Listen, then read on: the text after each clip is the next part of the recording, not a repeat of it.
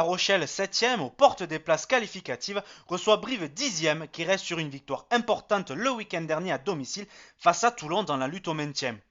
Après l'ouverture du score des Corésiens via une pénalité, ce sont les Rochelais qui envoient du jeu dans les 22 mètres de Brive avec Favre qui sert Botia le long de la ligne de touche qui inscrit le premier essai du match au bout seulement de 10 minutes de jeu.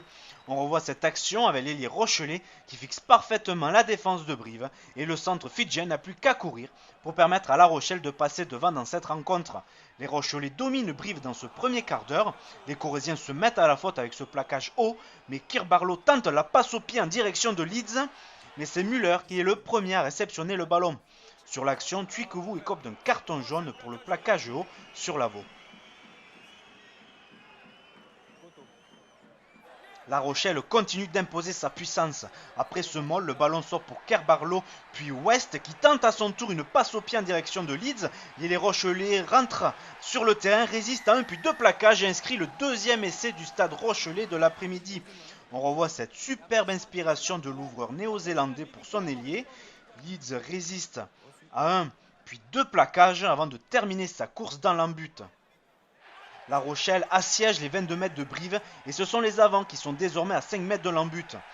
Le ballon sort pour Lavaux qui part au ras, un avantage est en cours. Et c'est finalement Daniel Priso qui relève le ballon et qui inscrit le troisième essai des Maritimes. La Rochelle prend le large au bout de 30 minutes de jeu. Le ralenti montre bien le pilier international français aplatir juste sur la ligne. C'est encore La Rochelle qui a le ballon et qui joue dans le camp des brivistes. Les Rochelais mettent à la faute le CAB avec un avantage en cours. Finalement, l'action ne donnera rien si ce n'est un deuxième carton jaune pour les brivistes. Lame commet à son tour un plaquage haut sur West. Les Rochelais ont désormais une touche à 5 mètres à jouer. Les avants forment molle, un molle qui avance. Et c'est Priso qui aplatit le quatrième essai de cette première mi-temps.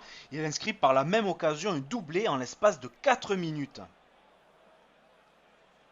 Les Rochelais sont en feu dans cette première période, les revoilà juste devant la ligne d'un but briviste alors que la sirène a retenti. Le ballon est lent et sort pour Botia qui inscrit en coin à son tour un doublé et le cinquième essai des Maritimes dans ses 40 premières minutes. Botia, comme ses partenaires, a fait une première mi-temps parfaite avec cet essai qui vient conclure le festival Rochelais. À la pause, les hommes de Ronan O'Gara mènent 34-3 face à Brive. Au retour des vestiaires, ce sont les Corésiens qui ont enfin la main sur le ballon à proximité des 22 mètres Rochelais. Le ballon sort sur l'aile pour Abzandadze qui joue un jeu au pied rasant et c'est le jeune Valentin Tirefort qui est le premier à la course et qui inscrit le premier essai des Corésiens de la partie.